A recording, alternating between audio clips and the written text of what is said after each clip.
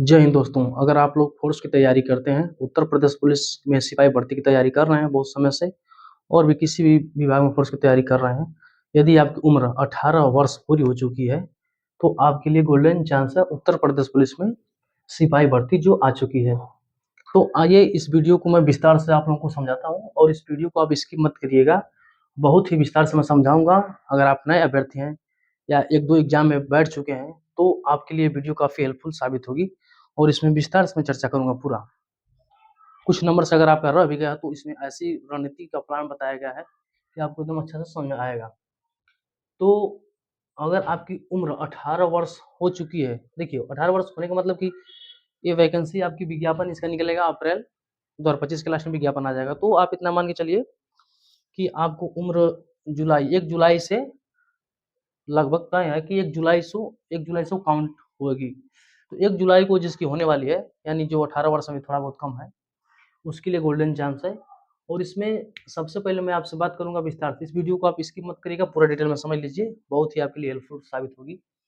सबसे पहले आप देख लीजिए कि इसका विज्ञापन जो है आएगा अप्रैल के अंतिम में, अप्रैल के आने की पूरी संभावना है। जो कि सीट है इसमें सिविल पुलिस, पीएससी, यूपीएससी सब मिला के 19,220 सीट ए वाली है और इसमें अलग से महिलाओं के लिए पीएससी की भी सीट है।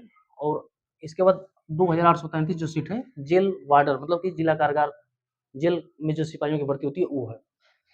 तो आइए इसमें सबसे पहले हम बात करते हैं कि उम्र सीमा की। उम्र सीमा में आप इतना समझ जाइए, पुरुष के लिए 18 वर्ष से 22 वर्ष के बीच में होना चाहिए। ये काउंटिंग होगी उम्र की, लगभग आप मान लीजिए कि 1 जुलाई 2025 को पूरी होनी चाहिए। इसी पे काउंटिंग होगी, जब विज्ञापन आएगा तो उसमें डिटेल में दिया रहेगा कि उम्र कब से ली जा रही है। तो इसी से मान लीजिए कि यही डेट से लिया जाता है, अधिकतर इसी डेट पे लिया जाता है और इस बार भी ये लिया जाएगा। तो आप तो देखिए यहाँ पे पुरुष की उम्र आपकी 18 से 22 वर्ष तक रहेगी इसके मध्य में।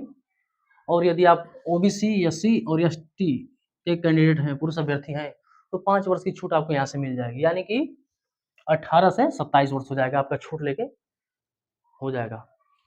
वहीं पे आप देख लीजिए महिला अभ्यर्थियों की उम्र, साधारण उम्र होती जो है वो 18 वर्ष से 25 वर्ष की। अगर आयु 18 वर्ष की आयु अगर यहाँ पूरा हो जा रही है 1 जुलाई 2025 को, अब 25 वर्ष से ज़्यादा नहीं होना चाहिए, तो वो एलिजिबल रहेंगी महिलाएं।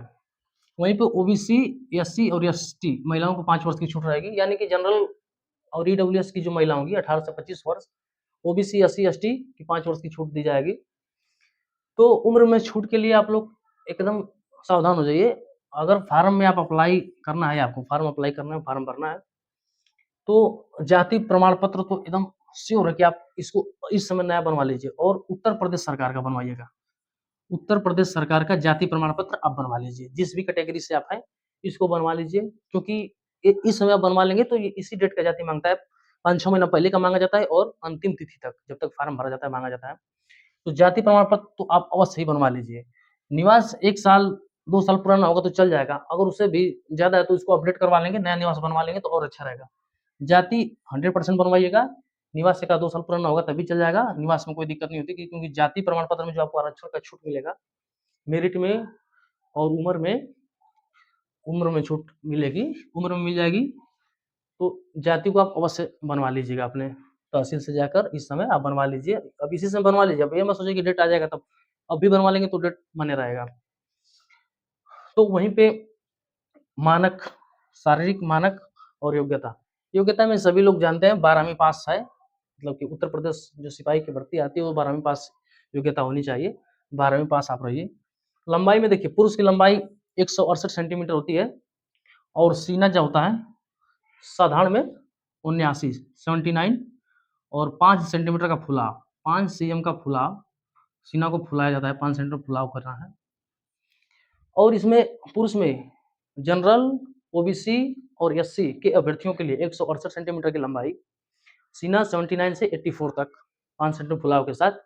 और वहीं अगर पुरुष में एसटी के जो पुरुष हैं उनकी लंबाई 160 सेंटीमीटर, मतलब कम ली जाती है, यहाँ पे छूट आता है एसटी पुरुष के लिए और अनुसूचित जनजाति में जो आते हैं। और इनका सीना में भी 5 सेंटीमीटर, 2 सेंटीमीटर कम है, तो 77 साधारण में रहना चाहिए और 5 सेंटीमीटर का फुलाव 82 होना चाहिए। वहीं पे देख लीजिए महिला, मतलब जनरल, ओबीसी, एससी, ईडब्ल्यूएस कि महिला की लंबाई 152 सेंटीमीटर होना चाहिए। वहीं पे एसटी की जो महिला होंगी उनकी 147 सेंटीमीटर की लंबाई अनिवार्य है। और महिलाओं अभ्यर्थियों के लिए 40 किलो से कम वेट नहीं होना चाहिए, 40 किलोग्राम जो होता है वजन रहना चाहिए न्यूनतम। तो ये है सब प्रक्रिया, आप देख लीजिए अलग-अलग। तो ये अगर आप तैयारी कर रहे हैं, अगर पुलिस की आपकी चाह है, पुलिस की वैकेंसी में, तो वैकेंसी आ चुकी है और बहुत ही अच्छी भर्ती है। आप तैयारी में लग जाइए। तैयारी में आप एकदम बिल्कुल अब लग जाइए, अब समय नहीं बचा है। और तैयारी के लिए आपको 4 विषय देखना है। हिंदी हिंदी है, सामान्य ज्ञान है और रीजनिंग, इसके बाद मैथ, 4 सब्जेक्ट साधारण किताबों से आप उसकी तैयारी शुरू कर दीजिए। अब समय नहीं बचा है। और कोई भी अगर जो भी कोचिंग आपको अच्छी लगी, मतलब ऑफलाइन या ऑनलाइन, तो अब कोचिंग भी आप ज्वाइन कर लीजिए। सेल्फ स्टडी सबसे ज़्यादा मायने रखेगा। और कोचिंग, जो चीज़ की जानकारी आपको नहीं है, कोचिंग से आप उसको एकत्रित करिए और किताब को किताब को अच्छा से पढ़िए। 4 किताब हैं, ये देख लीजिए, प्रीवियस ईयर के पेपर को देखिए क्या-क्या आया था और इन चारों किताबों को आप मन से पढ़िए, क्योंकि अब समय आ गया है, अब समय ज़्यादा बचा नहीं है। तो ये सब डाटा है। चयन की प्रक्रिया क्या होती है? पुलिस कांस्टेबल में चयन की प्रक्रिया आपको देखिए 3, सबसे फर्स्ट में होता है लिखित परीक्षा। लिखित परीक्षा हो जाएगी जो चारों सब्जेक्ट का रहेगा। इसके बाद लिखित परीक्षा के बाद आपको dB plus PST, physical standard और डॉक्यूमेंट वेरिफिकेशन, मतलब कागजात की चेकिंग होती है, कागज की, डॉक्यूमेंट की आपकी, और आपका फिजिकल स्टैंडर्ड मतलब कि माप तौल होती है कि आपकी लंबाई कितनी है, वजन कितना है, ये होता है। लिखित परीक्षा के बाद डॉक्यूमेंट वेरिफिकेशन, नाप तौल, ये प्रक्रिया पूरा होने के बाद दौड़ होती है। लिखित परीक्षा एक प्रक्रिया, दूसरी प्रक्रिया में ये हो जाता है, तीसरी में आपकी दौड़ प्रक्रिया है। और दौड़ के बाद अंतिम परिणाम आपका आ जाएगा। अंतिम परिणाम, अंतिम चयन सूची, इसके बाद मेडिकल हो जाएगा, आप चले आएंगे, मतलब ज्वाइन कर लेंगे विभाग में। उसके बाद चलिए सत्यापन होता है, वो तो जो अंतिम मेरिट में आ जाएंगे उन्हीं का होता है। तो ये सब मैं विस्तार से आपको बता दिया हूँ। और भी कुछ जो भी डाउट होगा आप कमेंट कर सकते हैं, पूछ सकते हैं। इसके बाद हम अलग से विस्तार से जो भी आप लोग का डाउट होगा उस पे एक अलग से वीडियो लाएँगे। और आप लोग अपनी तैयारी में एकदम लग जाइए, अब समय नहीं बचा है, थोड़ा भी समय नहीं बचा है। और अगर आप नए अभ्यर्थी हैं तो आप देख लीजिए, इसको समझ लीजिए कैसे-कैसे डॉक्यूमेंट में क्या होता है, और मतलब कि कौन-कौन विषय आती है। तो मेन विषय वही है, हिंदी है मेन, सामान्य ज्ञान, रीजनिंग और मैथ। ये सब जानकारी है और ऐसा मौका बार-बार नहीं मिलता है। अगर मौका आपको मिला है, अच्छी वैकेंसी है, जेल वार्डर की भी इसमें है और सिपाही में यूपीएससी, घुड़सवार सभी लोग विभागों में भर्ती है। तो आप अब लग जाइए, कोचिंग से ज्वाइन हो जाइए, प्लस किताबों से आप लग जाइए, क्योंकि परीक्षा बहुत जल्दी होगा, 1 साल के अंदर वैकेंसी पूरा की जाएगी। ठीक है? तो आप अब लग जाइए, इसमें समय नहीं है। तो चलिए, जानकारी मेरे द्वारा अगर बताई गई आपको अच्छी लगी तो चैनल को सब्सक्राइब कर लीजिए, क्योंकि इसी से रिलेटेड, पूरी वैकेंसी से रिलेटेड आपको अच्छी-अच्छी मैं जानकारी लाता रहूँगा, हमेशा अपडेट करता रहूँगा। तो इसको आप सब्सक्राइब कर लीजिए और लाइक कर दीजिए। फिर आपको अगले वीडियो में मिलते हैं, तब तक के लिए जय हिंद, ऑल द बेस्ट।